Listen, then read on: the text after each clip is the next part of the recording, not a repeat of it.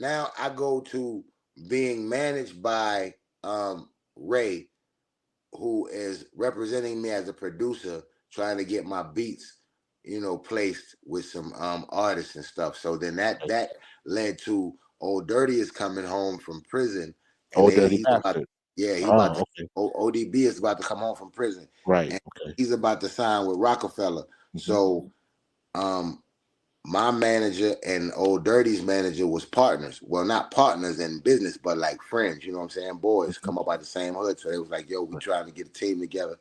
And he was like, "Yo, I got a producer out of Carolina, and bro, hot, whoop, whoop, boom, boom, boom." So I went up and I drove up to New York and spent about 3 months in New York, Right. right when Dirty was getting out, Hmm. and built a relationship with him.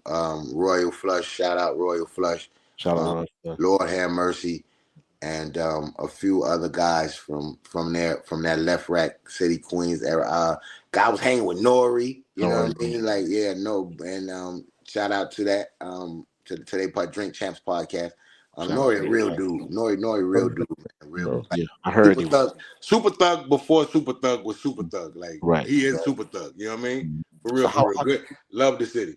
how was that experience with Old Dirty? Because I remember you when you were up there during that time getting it in. Yo, the crazy part about the Old Dirty, the part of my life, right? Okay, so I'm at a high then because it's like, yo, I'm about to do beats for Dirty, nigga. He Right. on Right. rock. Now you gotta realize I'm probably one of the biggest Jay-Z fans in South Carolina. You know what I Hmm. mean?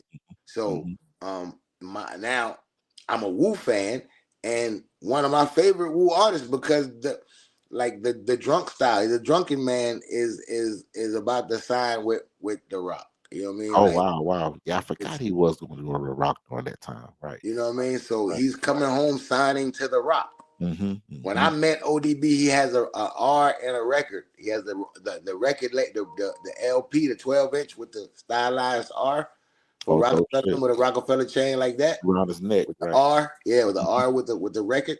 That's what he had. He had got chained. His chaining date included that chain. So Mm, um, that's the it was original shit.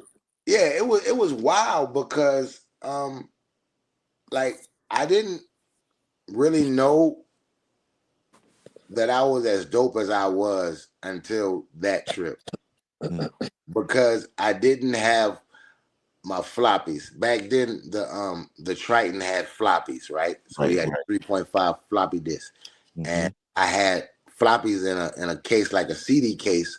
But Hmm. I used to carry my beats on them and my sounds, Right. and fuck around and left my sounds in another car, and that car was in Jersey when we were going to the studio. So I'm bugging out, and I was able to just get some sounds from the producer that was there and cook up on the spot.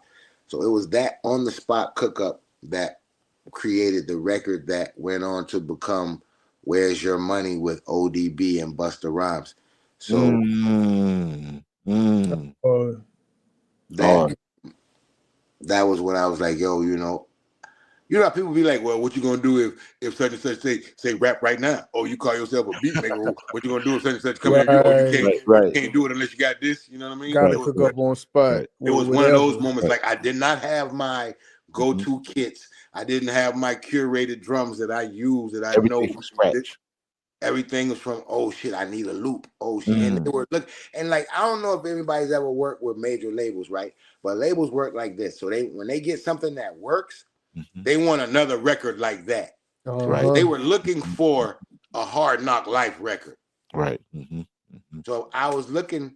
So when I went to the store, we were actually at the record store. That's a sample. You know what I Right. mean? Like I'm dropping needle on the record, buying records. You know what I mean? I bought like Yeah. 7 records that day. Mm. Went back and was You just looking for like, you looking for samples. You looking for something that you can yeah, just just pull so something off. and it was called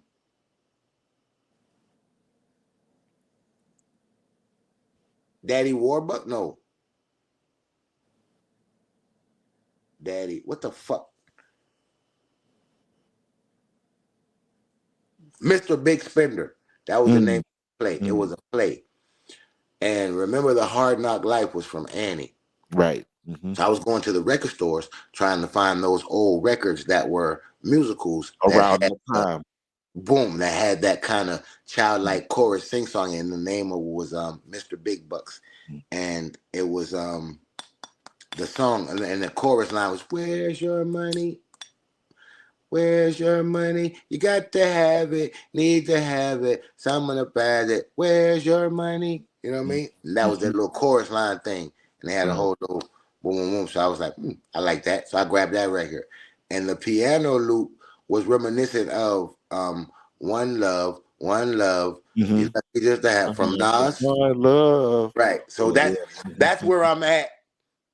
I got that dum dum dum dum dum dum dum dum Hmm. dum. That piano Mm. loop is what I'm trying to sync with. Where's your money? So I'm trying to recreate that Right. with what I got on the spot, and Hmm. found some drums, chopped some drummers up, and then the rest is, you know what I mean. That record. So that